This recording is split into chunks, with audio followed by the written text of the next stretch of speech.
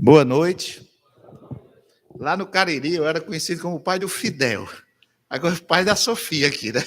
Porque o Fidel era muito envolvido lá nas igrejas, lá no Cariri, no Breque. E aí, quando eu ia para algum lugar, pessoal, esse aqui é o pai do Fidel. Eu, prazer, porque o pai da Sofia. Muito bem, irmãos.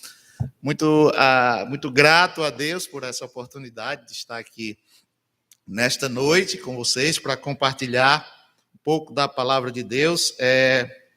Para mim, muito especial esse momento. Então, eu quero agradecer a Deus por isso, né? Então, eu já estou aqui com vocês há alguns meses, né? Congregando aqui na igreja, eu, a minha esposa Mirella e a Sofia. Nós iremos submeter os nossos nomes domingo, né? À membresia da igreja. E meu nome é Antônio Júnior, fui pastor na igreja em Vaze Alegre durante 10 anos, depois viemos embora aqui para a Fortaleza e temos servido lá na Igreja da Esperança, depois na Igreja da Fé, ali no Montese, e agora nós sentimos um desejo e estamos agora congregando aqui na Igreja Manancial e, como disse, nos submeteremos à membresia no próximo domingo. Como eu disse, é um momento especial poder estar aqui compartilhando com os irmãos. O pastor Valnei me fez esse convite. E, geralmente, os pregadores gostam de pregar, vamos dizer assim, quando tem uma oportunidade que lhe dê um tema, né? Que facilita para a gente escolher, ou melhor, para a gente preparar a mensagem, quando já pregue sobre esse tema. Ótimo, mas aí o pastor Valnei me convidou e eu disse, qual é o tema? Ele disse, escolha o tema. Aí já fica um pouco mais difícil, né? Porque a gente não tem, assim, um pensamento, mas eu orei e pedi a Deus a sua direção na escolha do tema, e o nosso tema nesta noite é um chamado a todos os crentes a estarem pensando e sempre respondendo às seguintes perguntas. Primeiro, por que eu existo? Por que sou crente? E para que sou crente? Então, o crente ele precisa ter bem claro na sua mente a resposta para essas 3 perguntas. E essa noite eu quero trazer esse tema para nós pensarmos e principalmente para nós estarmos percebendo se estamos dentro da vontade de Deus como crentes e filhos de Deus. Vamos orar. Santo Deus, Pai bondoso, somos gratos, Senhor, pela salvação em Cristo Jesus. E, Senhor, estamos aqui prontos à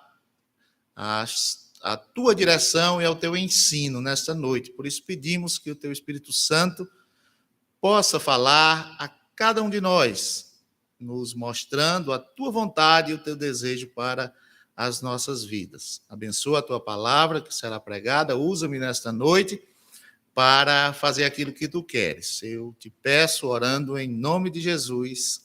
Amém. Muito bem, esses questionamentos, como eu disse, eles devem acompanhar o crente, pois dessas respostas virá a informação ou o propósito que Deus quer para as nossas vidas, né? Nessa noite aqui, a maioria, se não todos, são crentes em Cristo Jesus, né? Penso que nós temos poucos visitantes, e talvez até os visitantes que estão aqui conosco nesta noite também já possam ter tido um encontro com Cristo e também são crentes. Mas será que estamos preparados para encontrar-nos com Cristo e ouvirmos dele aquele bem-vindo, né? Bem-vindo, servo, bom e fiel, foste fiel no pouco, sobre o muito te colocarei. Está lá em Mateus 25. Será que estamos prontos? Se o encontro com Cristo fosse hoje à noite, receberíamos esse bem-vindo do Salvador? Isso deve ser algo que deve nos fazer pensar muito, né? Porque é para isso que estamos aqui. As 3 perguntas que eu fiz, as 2 primeiras respostas, eu vou responder bem rapidinho aqui, porque vocês sabem da resposta. Por que é que eu existo? Nós existimos para a glória de Deus. o Catecismo Maior de Westminster, ele começa com essa seguinte afirmação, de que o fim supremo e principal do homem é glorificar a Deus e gozá-lo para sempre.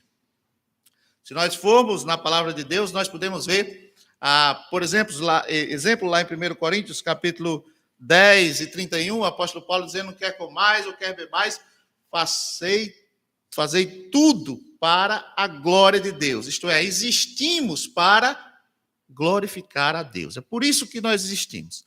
Então, aquele que não glorifica a Deus com a sua existência, ele já está falhando, né? Ou ele já está deixando de cumprir o propósito que Deus tem para ele. Então, essa é a resposta da primeira pergunta. Eu existo, você existe, nós existimos para glorificar a Deus.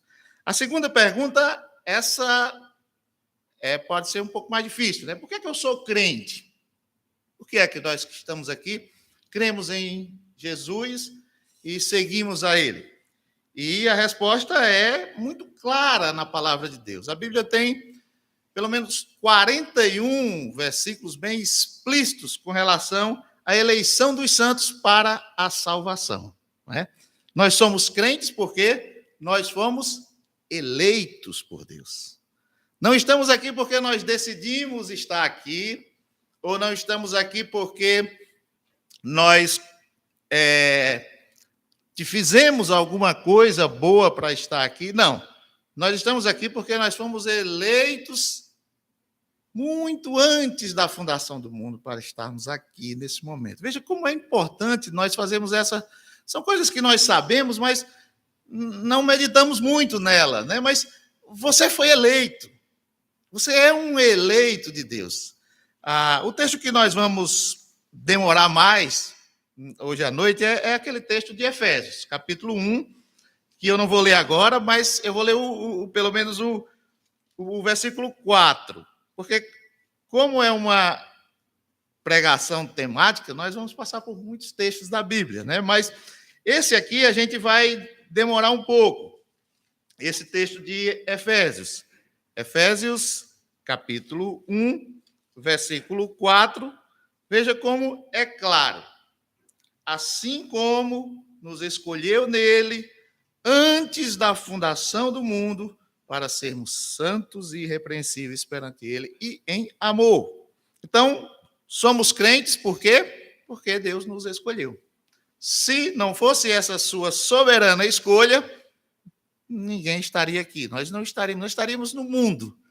Porque eu lembro sempre do pastor Almir, quando ele diz, olha, a única ação do homem com relação à salvação dele é fugir de Deus.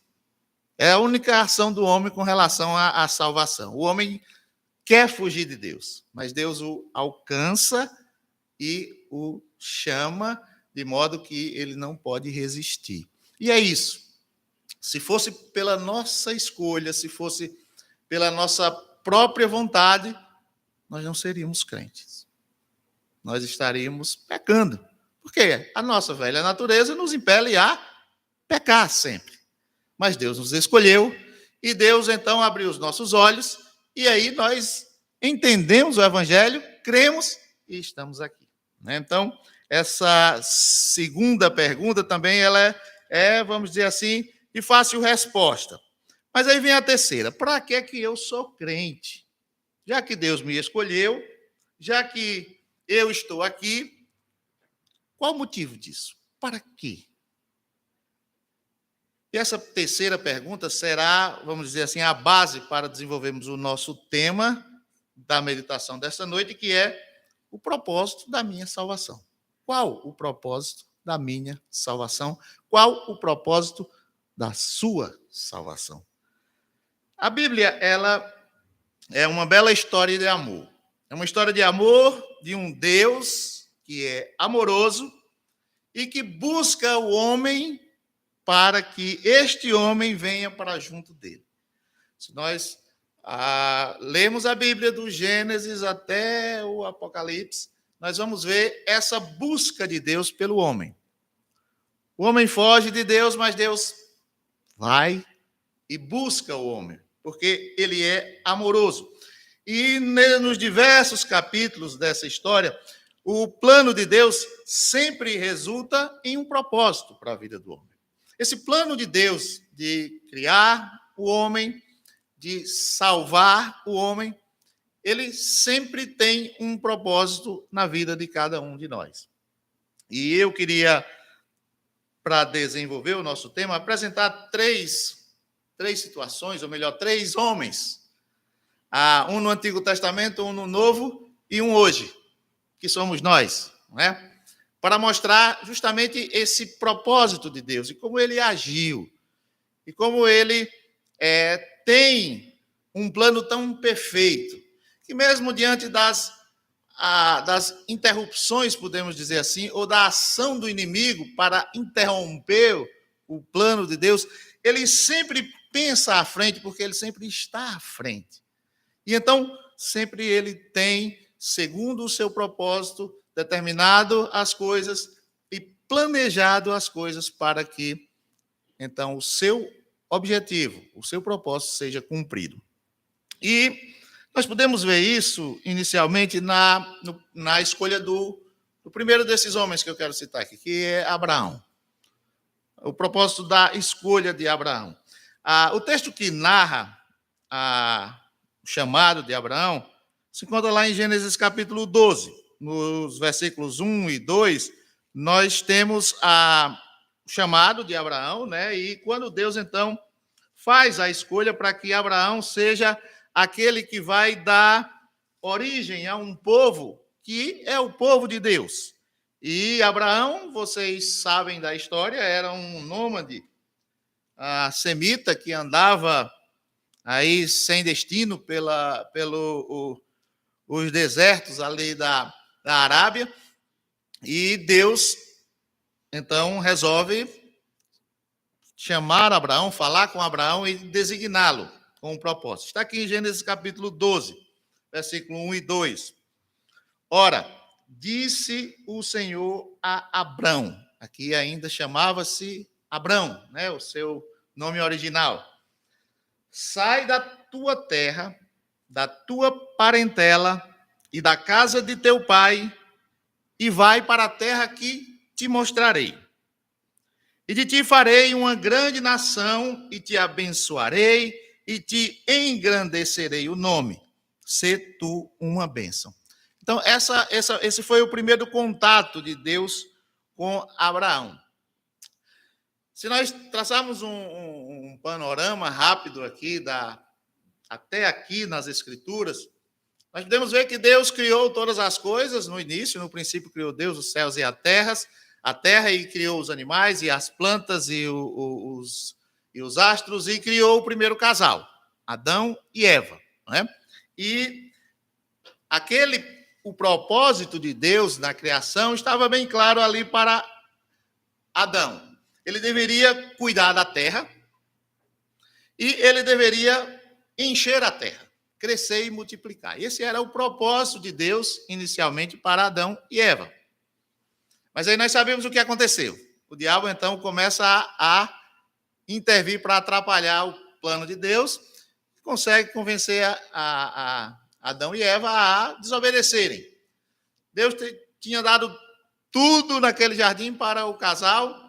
Deus tinha apenas colocado uma restrição, só uma. Daquela árvore não comereis. A árvore do conhecimento do bem e do mal você não pode tocar. Todas as árvores você pode, mas aquela não. Então, como que quando uma coisa é proibida, né, parece que é mais atrativa, o diabo atacou por esse lado. Mas tudo, porque não pode daquela? E aquela conversa mole que nós conhecemos, né? E então Adão caiu junto com Eva, foram expulsos ali do paraíso e continuaram ali o propósito de encher a terra, né? E a humanidade se desenvolveu, e aí veio o dilúvio, enfim, chegamos a Abrão, que agora, 2000 anos depois ali daquele momento da criação, é alcançado por Deus e recebe essa incumbência. que é deixar ali aquele grupo que ele fazia parte, juntamente com a sua família, e devia ir para um lugar em que ele não conhecia, e ali, naquele lugar, Deus faria dele uma grande nação. Então, a escolha de Abraão, ele tem um propósito grandioso e ele tem um impacto muito grande em nós hoje, né? A partir daquele homem, Deus criaria um povo que seria a nação de Israel, o povo de Deus, e que através desse povo a salvação chegaria a todos os outros povos, inclusive a nós, brasileiros aqui hoje em Fortaleza, né? Então, aquele propósito na vida de Abraão se refletiria em nós, e assim, aquele Abrão que já não era tão jovem, né? 70 anos, e ele topa. Ele vai. Lá em Hebreus, nós, quando lemos a lista dos heróis da fé, então nós lemos que Abraão foi pela fé. Pela fé, Abraão, mesmo não sabendo para onde ia, foi para uma terra distante. E ali, nós temos na vida de Abraão o propósito de Deus sendo realizado através primeiro de uma ocupação, vamos dizer assim, inicial daquela terra de Canaã, né? Ainda não era o momento de tomar posse da terra, mas Abraão já marcou o seu território ali, né? Aquela compra daquele primeiro terreno lá, Macpela, onde foi a caverna que foi sepultada Sara, já é um testemunho de quê? De posse da terra que Abraão deu, né? E mais a questão da sua descendência. Nós acompanhamos toda a vida de Abraão e vemos como ele luta ali naquele lugar para se manter fiel, mesmo diante das dificuldades. Ele, em um momento, desacredita um pouco da promessa, quando não vem o seu filho que ele tanto esperava, e toma uma decisão de agir por conta própria, e não foi nada bom, né? O nascimento do Ismael. Mas Deus cumpre a promessa e nasce Isaac. E Abraão, então, a partir de Isaac, começa a nação de Israel ali, com os patriarcas. E nós podemos ver que Abraão, ele cumpre o propósito de Deus para a sua vida. Ele, em ditosa velhice, morre e é sepultado. E o testemunho de que Abraão cumpriu o propósito de Deus para a sua vida está lá em Hebreus. Ele é um dos heróis de Hebreus e que é citado mais de uma vez, né? Aqui em Hebreus, capítulo 11, versículos 8 a 10, nós lemos que pela fé, Abraão, agora já com um novo nome, né? Depois Deus muda o seu nome de Abrão para Abraão, pai de muitos povos. Aqui ele já é registrado com um novo nome, e o autor de Hebreus diz que pela fé, Abraão, quando chamado, obedeceu. Veja essa palavra. Quando chamado, obedeceu. A fim de ir para um lugar que devia receber por herança, e partiu sem saber para onde ia. Cego, né? Deus disse, vai, e ele foi. Sem perguntar, o lugar é bom, ou o lugar tem pasto para o gado, ou... Não. Ele simplesmente foi.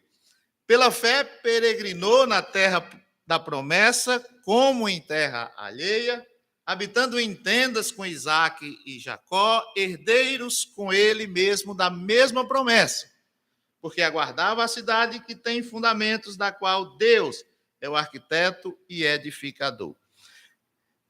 Então, Abraão foi um homem que cumpriu o propósito de Deus para ele.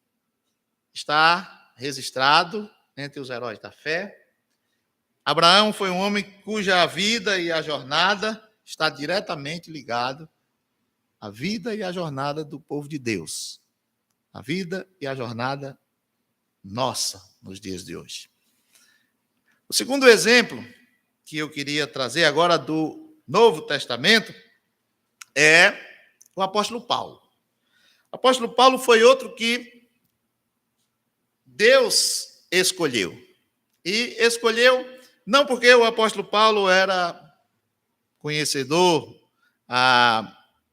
das Escrituras, não porque o apóstolo Paulo era fariseu, não porque era da tribo de Benjamim, não foi nada por isso. Deus escolheu o apóstolo Paulo porque tinha um propósito na vida de Paulo.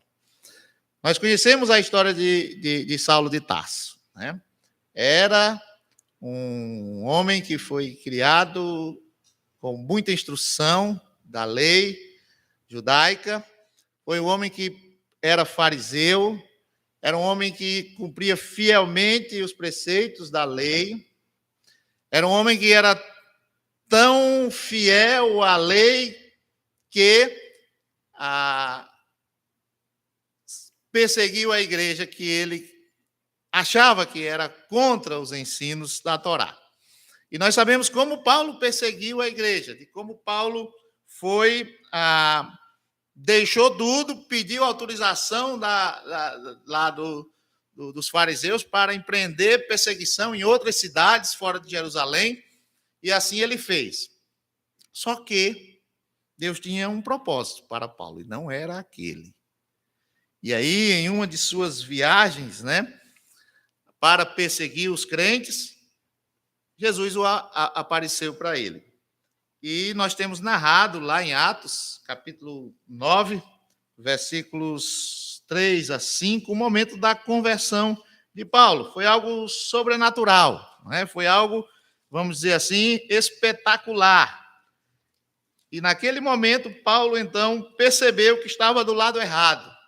Atos capítulo 9, versículo de 3 a 5. Seguindo ele, está estrada fora, ao aproximar-se de Damasco, subitamente uma luz do céu brilhou ao seu redor, e caindo por terra, ouviu uma voz que lhe dizia: Saulo, Saulo, por que me persegues? E ele perguntou: quem és tu, Senhor? E a resposta foi: eu sou Jesus, a quem tu persegues. Nesse momento, então, diante daquela luz impactante que lhe cegou, Paulo viu que as suas atitudes estavam indo contra o Salvador. E naquele momento, Paulo se converteu.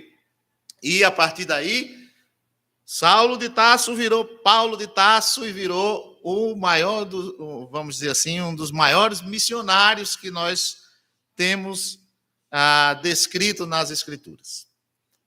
Foi aquele que foi escolhido para ir aos gentios. Esse era o propósito de Deus, salvar a vida de Paulo e que ele fosse um apóstolo aos gentios. Paulo declara isso, tanto lá em Gálatas como em 1 Timóteo, e essa seria o desígnio de Deus, este seria o desígnio de Deus para a sua vida, e ele cumpriu. Nós podemos ter aqui enumerado nos livros de Atos, de Gálatas, enfim, todas as suas cartas de Paulo, as cartas de Paulo mais o livro de Atos escrito por Lucas, a efetividade da pregação do apóstolo Paulo. Né?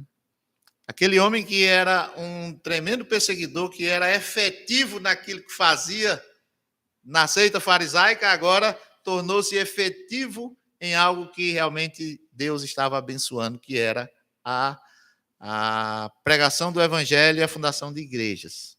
Né? Paulo estabeleceu igrejas ali na região da Ásia Menor e em vários outros lugares, e já estava se preparando para ir para a Europa, quando, infelizmente, encerrou a sua carreira ali na prisão em Roma. Mas o fato, irmãos, é que nós podemos perceber que o propósito que foi designado a ele, ele entendeu e ele cumpriu. E por isso, a sua pregação, e por isso o seu ministério, impacta hoje as nossas vidas. A vida e a jornada de Paulo, ela é impactante nas nossas vidas hoje. Então, apresentamos dois homens que tiveram seus nomes gravados nas Escrituras porque cumpriram bem o seu propósito, o propósito que Deus designou para eles. E aí nós chegamos agora vamos dizer assim, no último exemplo, que é o que eu quero me deter um pouco mais. que é justamente o nosso exemplo. O nosso propósito. Qual é? O que Deus tem para você? Você sabe qual é o propósito que Deus tem para você? Você tem vivido esse propósito?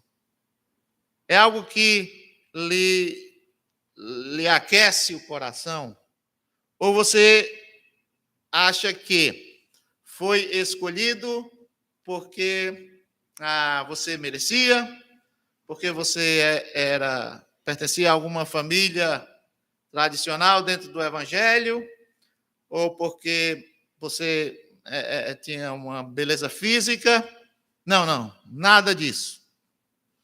Conheço pessoas que são de famílias tradicionais no Evangelho, avô pastor, pai pastor, e não é crente, não é escolhido.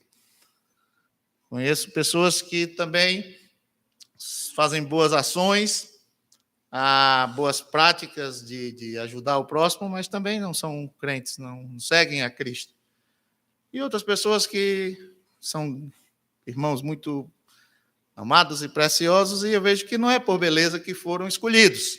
Então, nós não fomos escolhidos por nada que nos fizesse ou que nós fizéssemos, mas sim que Deus escolheu. E aqui o texto, e agora sim, vamos nos determos mais no texto de Efésios, que eu li um versículo no início, está bem claro o propósito de Deus. Aqui na carta de Paulo aos Efésios, nesse capítulo 1, Paulo deixa muito claro o propósito de Deus pelo qual ele nos escolheu.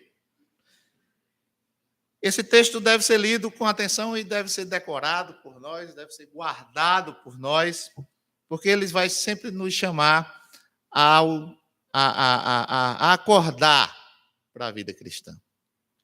Efésios capítulo 1, versículos de 3 a 6.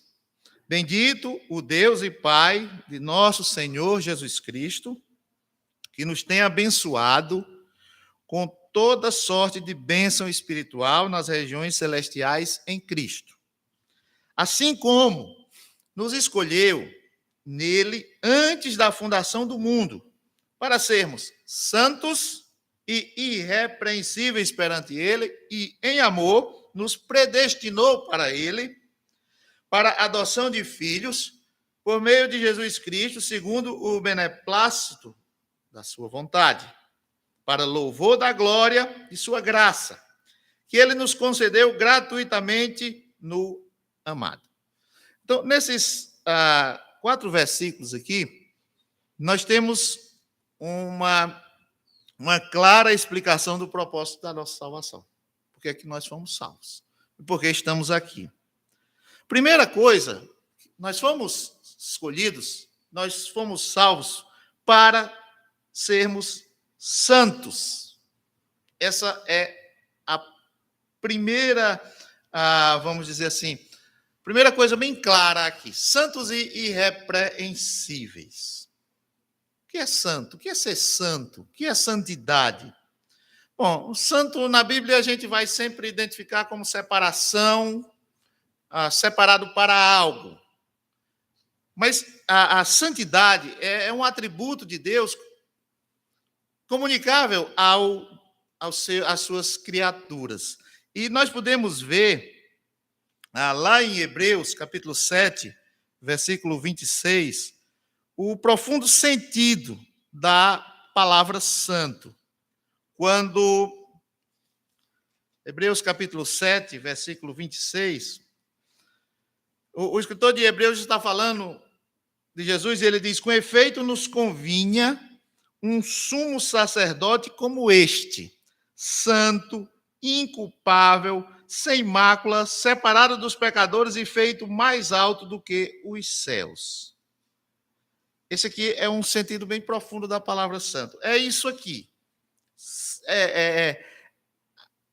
Quando a santidade ou a palavra santo é atribuída a Deus na Bíblia, ele está principalmente dizendo que Deus ele é puro, que ele não tem mancha na sua essência, que ele não tem pecado, que ele é sublime em majestade. Deus é o único santo em si mesmo e, portanto, deve ser o nosso padrão mais elevado de santidade. É fato que nós não podemos ser santos como Deus, mas a luta do crente é buscar a santidade para ser santo como Deus é santo. O livro de Levítico, apesar de ser um livro que as pessoas não gostam de ler, realmente é um pouquinho de leitura um pouco difícil, mas quando nós vemos Levítico, nós vemos ali Deus mostrando como é importante a santidade. E naqueles atos que são recomendados ao povo de Israel, naqueles cerimoniais, naquelas as separações de tipos de animais, enfim, nós vemos Deus está querendo dizer, olha, há um nível de santidade que o meu povo precisa seguir. Eu preciso querer ser santo. Eu preciso querer ser como Cristo. E essa luta ou essa busca, eu tenho que empenhar-me todo dia com isso. Então, eu fui eleito e eu fui salvo para ser santo. Quando eu sou crente e não busco essa santidade, eu estou fugindo do propósito de Deus para mim. E, voltando para o livro de Levítico, que o tema é santidade, seja santo porque Deus é santo, ou seja santo porque eu sou santo, aquelas pequenas atitudes de não tocar num animal morto, por exemplo, para não se tornar impuro, a gente pode achar que é bobagem.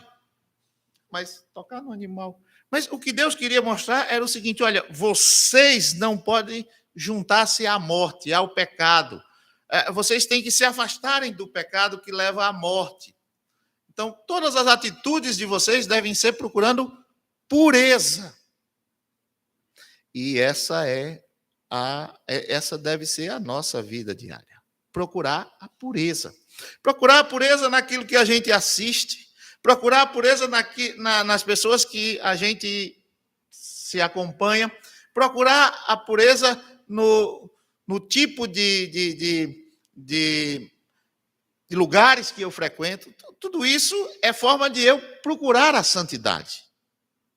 E eu só posso fazer isso se eu me esforçar olhando para Cristo. Eu não posso olhar para outro lugar a não ser para Cristo. Cristo faria isso que eu vou fazer? Cristo estaria comigo nesse lugar? Cristo assistiria a esse programa que eu vou assistir? Cristo participaria dessa conversa que eu estou tendo aqui? Esse é um bom termômetro para você identificar se você está buscando a santidade. Nada diferente disso é o que Deus espera de nós. Nós somos chamados a viver em santidade. Então, santificação, ela, claro, vem de Deus, mas nós precisamos buscar. E, como o apóstolo Paulo diz aqui em 1 Tessalonicenses, capítulo 4, versículo 3, pois esta é a vontade de Deus, a vossa santificação, que vos abstenhais de prostituição. Então, propósito para que fomos escolhidos para sermos santos, primeiro, mas tem mais. Versículo 5 aqui de Efésios, nos predestinou para ele para a adoção de filhos, por meio de Jesus Cristo. Nós somos salvos para sermos filhos. É muito comum as pessoas dizerem todo mundo é filho de Deus, né? É nada mais antibíblico do que isso. Não, todo mundo não é filho de Deus. Todo mundo é criatura de Deus, né? É diferente. Filho de Deus não são todos. Filhos de Deus são aqueles que foram escolhidos por Ele e que foram chamados por Ele e que vivem uma vida segundo o seu propósito. 1 João, capítulo 3, versículo 8 a 10. Aquele que pratica o pecado procede do diabo, porque o diabo vive pecando desde o princípio. Para isto se manifestou o Filho de Deus, para destruir as obras do diabo. Todo aquele que é nascido de Deus não vive na prática do pecado, pois o que permanece nele é a divina semente. Ora, esse não pode viver pecando porque é nascido de Deus. Nisto são manifestos os filhos de Deus e os filhos do diabo. Todo aquele que não pratica a justiça não procede de Deus, nem aquele que não ama o seu irmão. Então está muito claro que não são todos filhos de Deus. A humanidade é uma só, é claro, é uma só. É a criação de Deus. Mas há dois tipos de homem. O homem que é nascido de novo, e esse é filho de Deus, e aquele que não nasceu de novo e vive na prática do pecado. Então, o que é ser um filho de Deus? Ser um filho de Deus é viver em obediência a Deus. Então, você foi escolhido para isso. Você precisa testemunhar disso ao mundo. Você não pode viver pecando. Então, se você é um crente e vive pecando, você não é um crente. Porque, como diz aqui o apóstolo João, olha, aquele que é nascido de Deus não vive pecando, ou não vive na prática do pecado. Por quê? Porque nele há uma divina semente, porque nele há algo que repele ou que afasta o desejo de pecar. Quando ele peca, ele sente que está errado. Então ele entristece. E então ele não repete o pecado.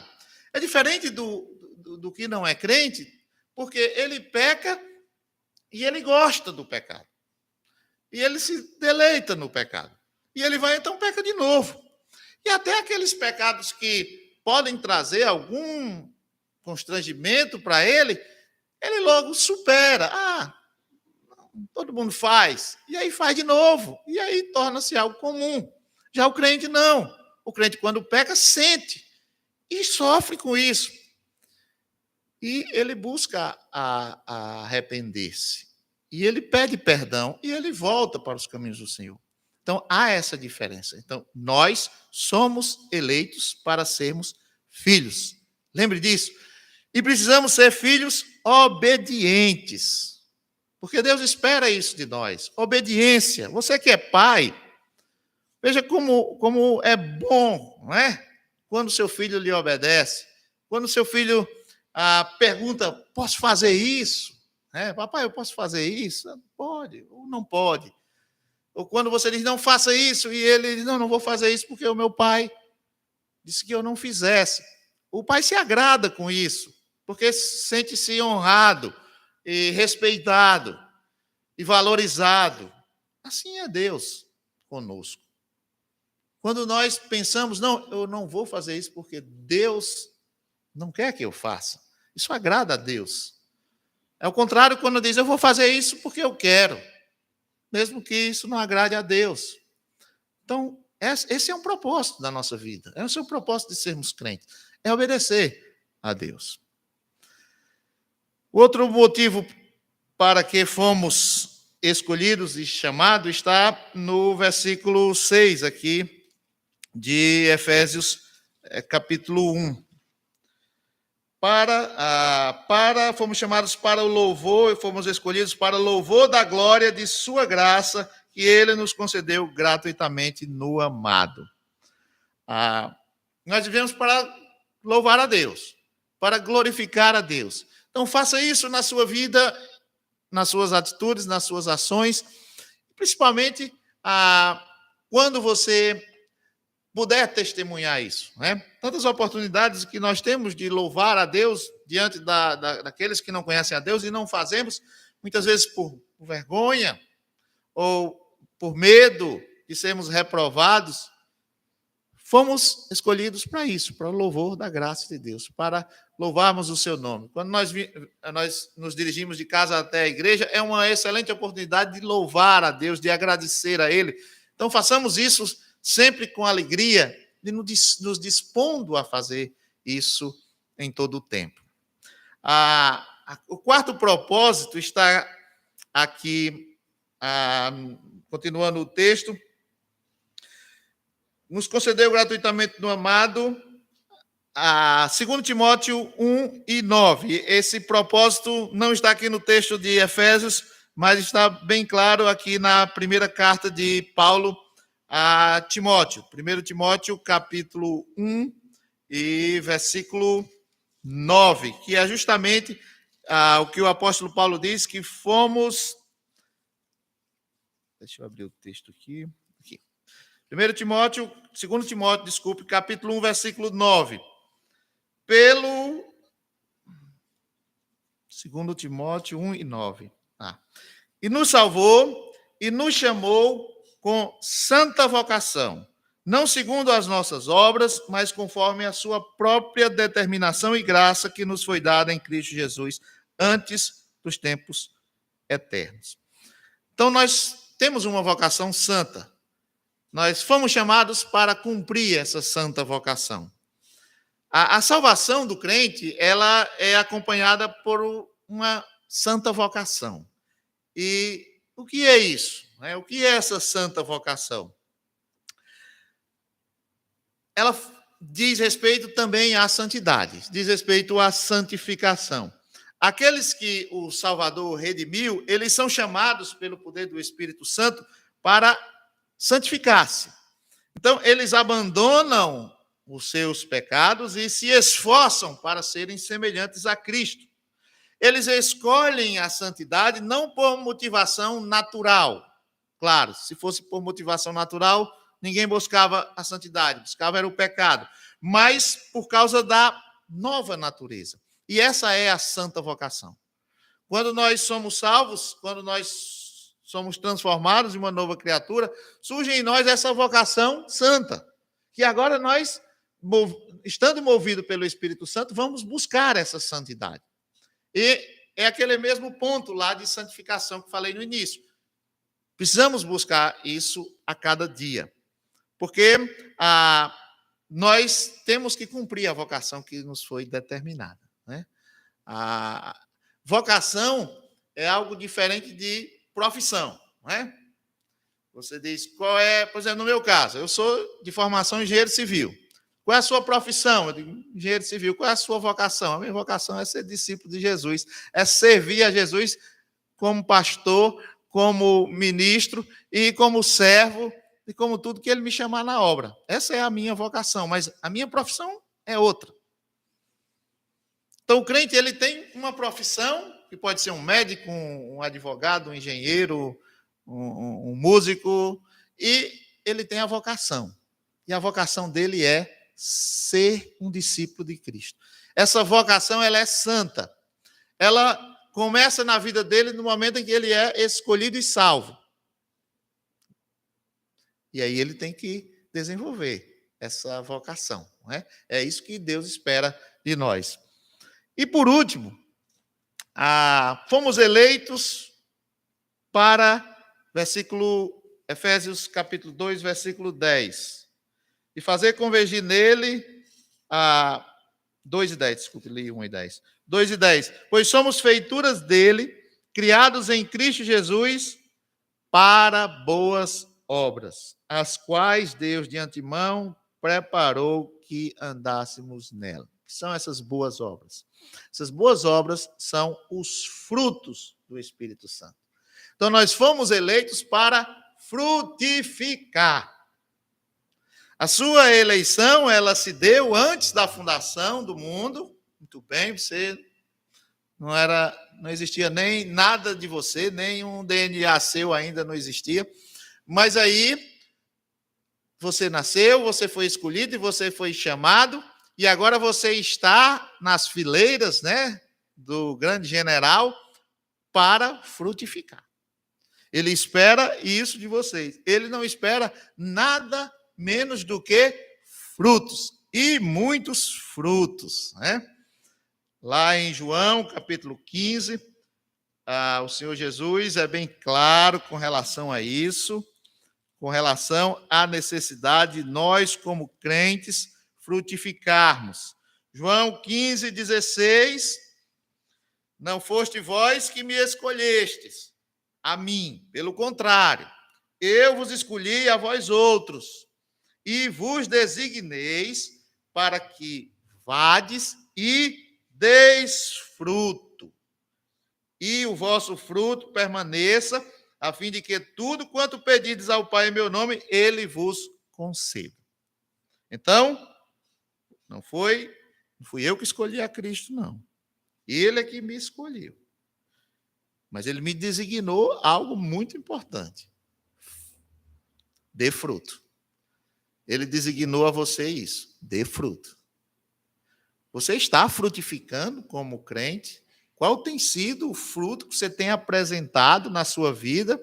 E aqui eu digo, olhando lá para os frutos do Espírito, claro, todos aqueles frutos que são enumerados, mas principalmente o fruto no Evangelho, na pregação do Evangelho, no serviço do Senhor.